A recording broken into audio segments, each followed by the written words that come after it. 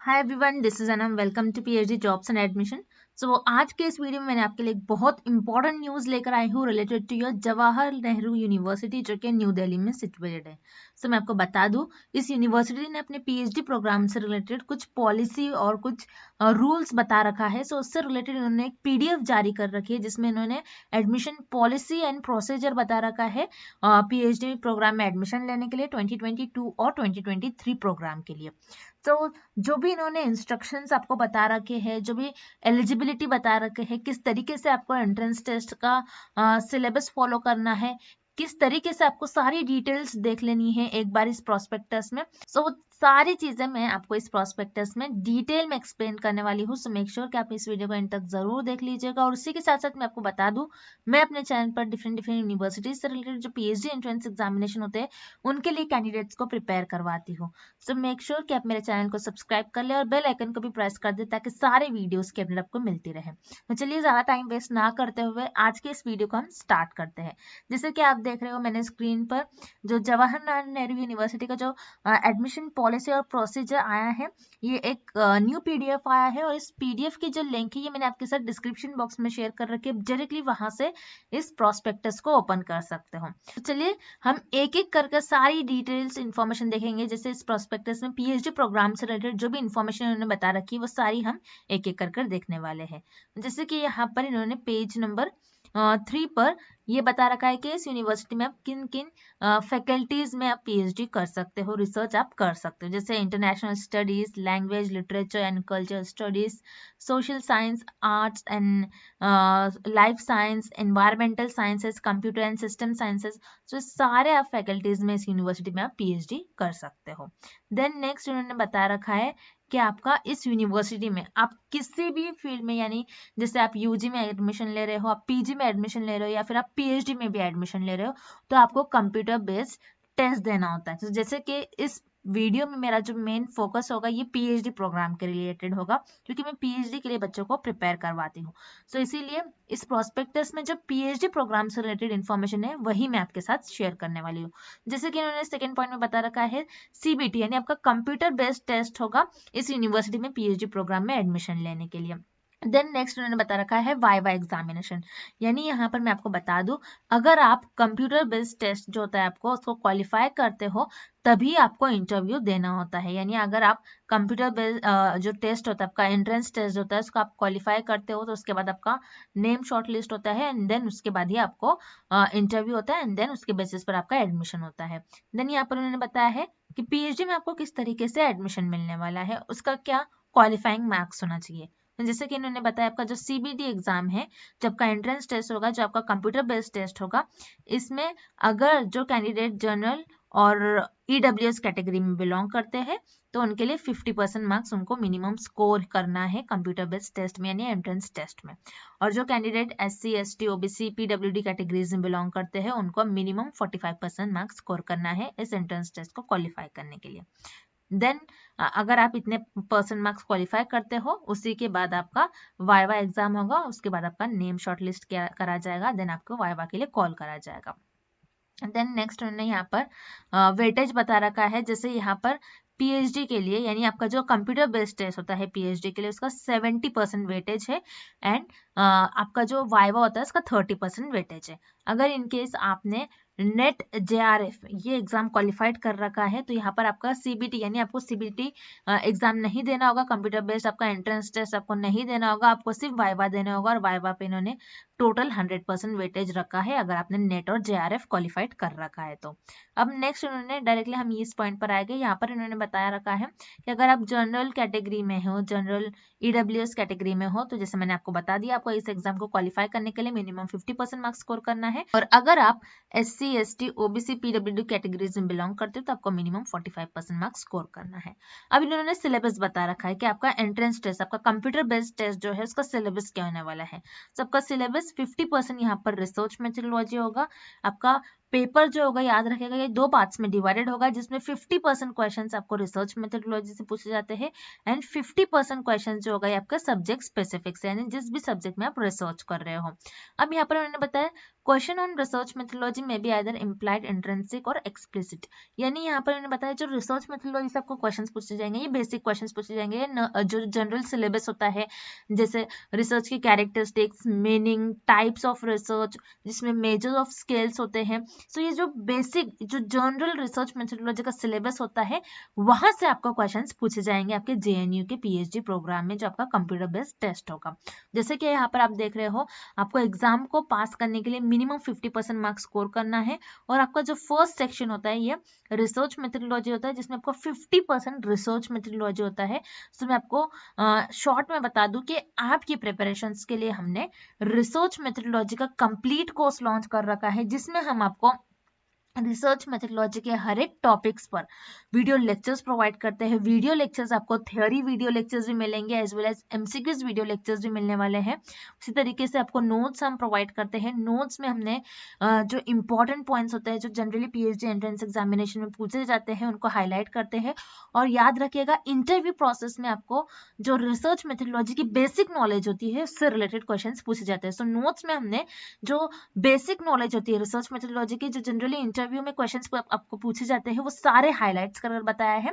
Then 10 full syllabus mock test, हमने 10 full syllabus यानी 10 mock test design करा है सिर्फ और सिर्फ रिसर्च मेथोडोलॉजी पर, जिसमें हर एक मॉक टेस्ट में 40 to 50 क्वेश्चंस हमने कवर कर रखे हैं। और आपकी इससे प्रैक्टिस होती है, आपको पता चलता है कि आपको किस टाइप के एग्जामिनर क्वेश्चंस पूछ सकता है। एक ही क्वेश्चंस को आपको किस टाइप से आपको क्वेश्चंस एग्जामिनर पूछ सकता है। देन 1000+ प्रैक्टिस एमसीक्यूज पीडीएफ, जो कि आपका एक रिवीजन का काम करती है, आपका रिवीजन पैकेज है। सो इसी तरीके से हम जो रिसर्च मेथोडोलॉजी का आपको कंटेंट प्रोवाइड करते हैं ये हिंदी और इंग्लिश दोनों ही लैंग्वेज में, और बहुत अच्छी तरीके से हम हर एक टॉपिक्स को एक्सप्लेन करते हैं, जिससे कि आपको सारे कॉन्सेप्ट्स क्लियर होते हैं, हम आपके डाउट्स भी क्लियर करते हैं। सो रिसर्च मेथोडोलॉजी के लिए हम आपको गाइड करते हैं, हम आपको प्रिपेयर करते हैं, क्योंकि रिसर्च मेथोडोलॉजी की सारी गारंटी हमारी होती है। हम गारंटी लेते हैं कि आपके एग्जाम में रिसर्च मेथोडोलॉजी में कम से कम आपको 50% मार्क्स स्कोर कर लो आप, ताकि आपको इस यूनिवर्सिटी में पीएचडी प्रोग्राम में इजीली एडमिशन मिले।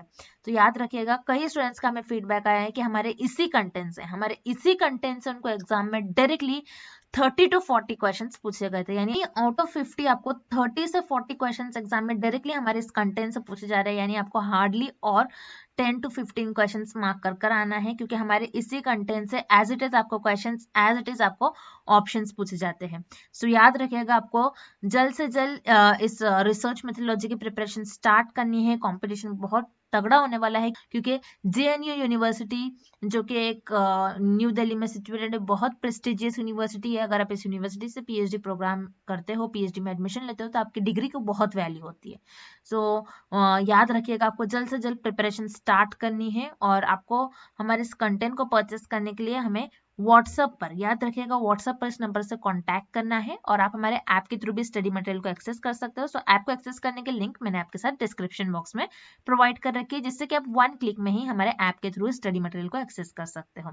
सो ये रहा कि आपको किस तरीके से आपकी जो रिसर्च मेथोडोलॉजी एग्जाम में पूछा जाता है, जो कि 50% पूछा जाता है, उसकी किस तरीके से आपको प्रिपरेशन करनी है। अब चलते हैं जो हमारी रिमेनिंग इंफॉर्मेशन रह गई थी इस प्रोस्पेक्टस में, उसे हम एक एक बार देख लेते हैं। नेक्स्ट इन्होंने बता रखा है कि आपको इंटरव्यू के लिए किस तरीके से कॉल करा जाएगा। इंटरव्यू के लिए आपको जब आपका इंटरव्यू होगा तो किस तरीके से ये नंबर ऑफ स्टूडेंट्स को ये कॉल करेंगे, जिससे 5 टाइम में 1 to 5 जो है स्टूडेंट्स को ये कॉल करेंगे, 4 टाइम में 6 to 10 स्टूडेंट्स को। ओके, तो यहाँ पर आप टेबल एक बार देख लीजिएगा। अब नेक्स्ट उन्होंने बहुत इंपॉर्टेंट पॉइंट आपके साथ शेयर कर रखा है, जो कि है जीआरएफ क्वालिफाइड कैंडिडेट्स के लिए। सो यहाँ पर मैं आपको बता दूं, जिन कैंडिडेट्स ने जीआरएफ क्वालिफाइड कर रखा है तो यहाँ पर ये एग्जाम्प्टेड कैटेगरी में बिलोंग करेंगे, यानी इनको कंप्यूटर बेस्ड टेस्ट नहीं देना होगा। यहाँ पर इनको डायरेक्टली शॉर्ट लिस्ट कराया जाएगा, डायरेक्टली ये इंटरव्यू देंगे। उसी तरीके से गेट, जिन कैंडिडेट्स ने गेट क्वालिफाइड कर रखा है, सो अगेन उनको कंप्यूटर बेस्ड टेस्ट नहीं देना होगा, डायरेक्टली इनको भी वाइवा के लिए कॉल करा जाएगा, यानी इंटरव्यू के लिए आपके कॉल करा जाएगा। ओके, देन नेक्स्ट यहाँ पर डायरेक्टली आपको नीचे आना है। यहाँ पर आपको इन्होंने बता रखा है कि आपका सिलेक्शन किस तरीके से होगा, कैंडिडेट्स का सिलेक्शन किस तरीके से होगा। सो जैसे कि आप यहाँ पर देख रहे हो, अगर आप किसी भी कैटेगरी से बिलोंग करते हो, अगर आप जनरल कैटेगरी से ओबीसी, ईडब्ल्यूएस, पीडब्ल्यूएस, पीडब्ल्यूडी, इन कैटेगरी से अगर आप बिलोंग करते हो तो यहाँ पर आपको एंट्रेंस एग्जामिनेशन देना होता है और इसको क्वालिफाई करना होता है एंड देन आपको वाइवा के लिए कॉल करते हैं और वाइवा के बेसिस पर आपको पीएचडी में एडमिशन मिलता है। और जैसे कि मैंने वेटेज बता रखा है आपको, आपका एंट्रेंस टेस्ट का 70% वेटेज होता है और आपका जो वाइवा होता है इसका 30% वेटेज होता है। तो इस बेसिस पर आपको एडमिशन मिलता है। अब नेक्स्ट हम नीचे चलते हैं। जैसे कि यहाँ पर आप देख रहे हो जनरल, ईडब्ल्यूएस, ओबीसी और यहाँ पर आपको कितने मिनिमम मार्क्स स्कोर करना है, यानी कंप्यूटर बेस्ड टेस्ट और वाइवा, यानी आप जो एंट्रेंस टेस्ट देते हो और वाइवा यानी आपका जो इंटरव्यू होगा, इन दोनों को मिलाकर आपका कितना वेटेज होना चाहिए यहाँ पर इन्होंने डिटेल में बता रखा है। यानी जैसे कि मैंने आपको बता रखा है एंट्रेंस टेस्ट में आपको मिनिमम 50% मार्क्स स्कोर करना है, लेकिन एंट्रेंस टेस्ट प्लस इंटरव्यू ये दोनों मिलाकर आपको मिनिमम 40% मार्क्स स्कोर करना है अगर आप जर्नल और ईडब्ल्यूएस कैटेगरीज में बिलोंग करते हो। अगर आप ओबीसी कैटेगरी में बिलोंग करते हो तो मिनिमम 36 और अगर आप एससी, एसटी और पीडब्ल्यूडी कैटेगरी में बिलोंग करते हो तो मिनिमम 30% मार्क्स स्कोर करना होगा। याद रखिएगा दोनों यानी कंप्यूटर बेस्ड यानी एंट्रेंस टेस्ट और इंटरव्यू मिलाकर। ओके, तो यहाँ पर आप देख लीजिएगा। अगेन यहाँ पर इन्होंने बहुत बार रिपीट करा है ताकि आप कंफ्यूज ना हो। जेआरएफ और गेट, अगर ऐसे कैंडिडेट्स जिन्होंने जेआरएफ और गेट ये एग्जाम क्वालिफाई कर रखे हैं तो आपका 100% वेटेज जो होता है ये इंटरव्यू के लिए होता है, यानी यहाँ पर आपको एंट्रेंस टेस्ट नहीं देना होता है। अब नेक्स्ट उन्होंने बताया है रिजर्वेशन। तो आपका जो रिजर्वेशन है ये किस तरीके से होने वाला है। तो 27 जो सीट्स है ये ओबीसी कैटेगरीज के लिए रिजर्व होगी, 15% सीट्स एससी, 7.5% सीट्स जो होगी ये एससी कैटेगरीज के लिए और 5% सीट जो है ये डिसेबल कैंडिडेट्स के लिए और पीडब्ल्यूडी। ओके, सो यहाँ पर आप आपके रिजर्वेशंस देख लीजिए आपके कैटेगरीज से रिलेटेड, आप जिस भी कैटेगरी में बिलोंग करते हो उससे रिलेटेड आप आपके यहाँ पर रिजर्वेशंस देख लीजिएगा।